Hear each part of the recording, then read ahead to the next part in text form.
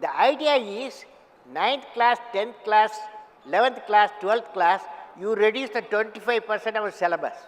You reduce the 25% of regular syllabus and then introduce professional courses, skill training.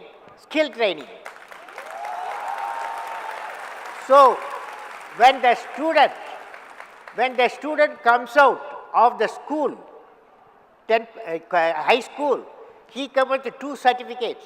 One is that he is qualified 10 plus 2.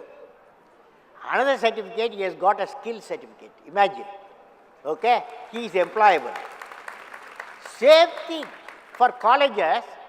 There also, he studies 4 years graduation. I am saying you reduce 1 year, make it 3-year course. 1 year give them expertise course, expertise. So you will come with a degree and the diploma of expertise. Okay?